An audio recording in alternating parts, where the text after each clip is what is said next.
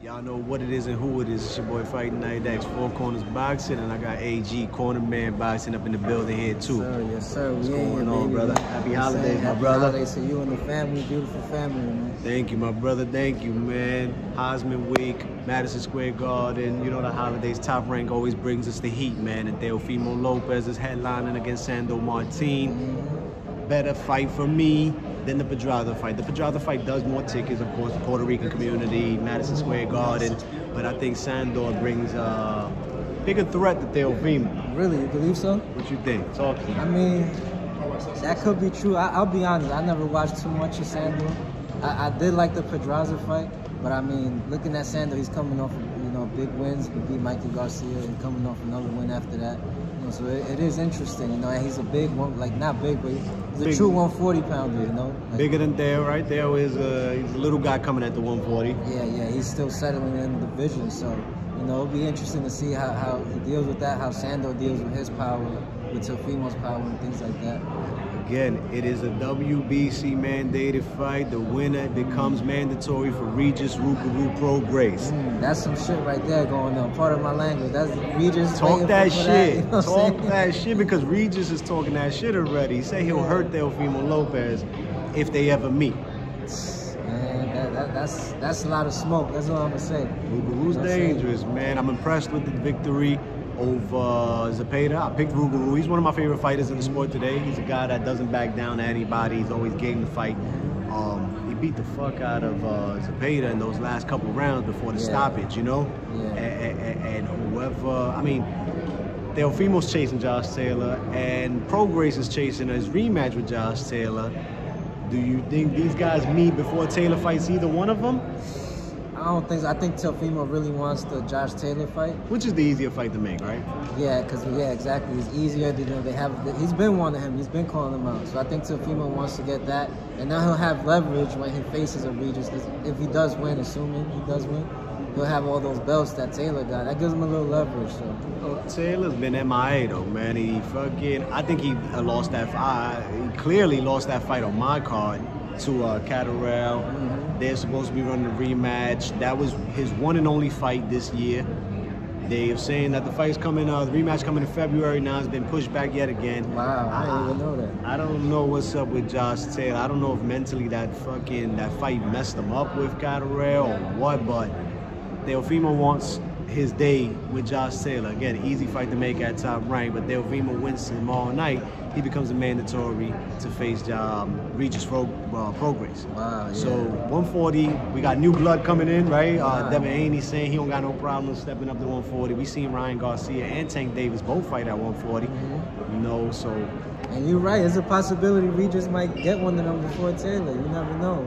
I mean, he seemed like a guy that he'll fight anybody. So, Regis is with all the shits. Both of them guys, him and Teo, they're highly respectable fighters. The way they carry their careers, they take on challenges. Both have suffered a loss, but Regis shown, as you can see, bounced back from it. Now I think it's Teo's time to bounce back from his adversity. And it'll be interesting to see when they collide. You know what I'm saying? The two forces right there. 140 pounds is the new division. Wow, Netherlands just tied the game versus Argentina. It's getting crazy. Listen, World Cup boxing is all going down at the Stewart Hotel today. You hear me? All weekend long, the festivities are here. We got good undercard over here as well. We got the businessman Keyshawn Davis, who's been getting a lot of media coverage. He's been getting a lot of support and a lot of love from Top Rank Promotions over here. What do you see in Keyshawn for 2023? I mean, I'm picking him to be victorious tomorrow night, of course, but 2023 is going to be a busy one for him, I see. Yeah, Keyshawn, he's impressing me because he's moving along really fast into the pro rankings. And we know he has a deep amateur pedigree, but he's like what, 6-8 fights in, and he's already being spoken about as a contender. Like guys calling him out. He's talking Suspense and Haney and all them back and forth. So, he's in the gym with Crawford a lot. He's in the gym with Shakur a lot. So he's got that good, like you say, good pedigree that he's feeding off. Absolutely. I think this year he's ready to take off, really cement himself as a true contender, and hopefully maybe he might contend for a title at lightweight. We don't know. Talking about Terrence Crawford, he's up against David Duplessis on Black Prime as well. That's tomorrow night as well. So we're going to be at the Garden, but we will be reviewing Terence Crawford as well. You give Evanescence any shot whatsoever?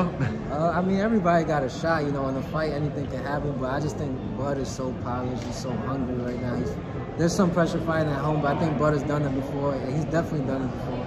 I think he'll be all right, and I wouldn't be surprised if Bud stops him, honestly. I think if I had to pick, I'd go with Bud by stoppage. By stoppage, maybe a late stoppage, yeah. It's not the fight that we wanted, right? But I'm glad to see that Terence Crawford is making, getting himself a fight in 2022. He only fought once last year in Sean Porter. He's fighting only once this year, and in hopes that we do get the Super Showdown with Earl Spence Jr. or the boogeyman, quote unquote, right? Gerard Ennis, who will be on the Javante card coming up January 7th. Right. So we got a lot to work with. 2023 is going to start off hot. We're ending it with a bang here, Madison Square Garden, Cornerman Boxing. He's always there. He's always gonna be there. So check him out. Link in, like, subscribe, share, and tell a friend that them boys is back at ringside again. Yes, sir. Shout out to Fort Cullen as always, man. Love to my guy. One of the realest in this whole game, man. I'm telling you, y'all should know by now, but in case y'all don't know, you're hearing it from me. But that matters for anything. You know what I'm saying? Appreciate much you, love brother. to you, my brother, always, man. It's a pleasure and an honor. Thank you for the platform, you know. We're gonna take off. We're gonna see y'all at the top, man. We're gonna see you at the top. We got all the gold. Yeah, they're coming. Strap season.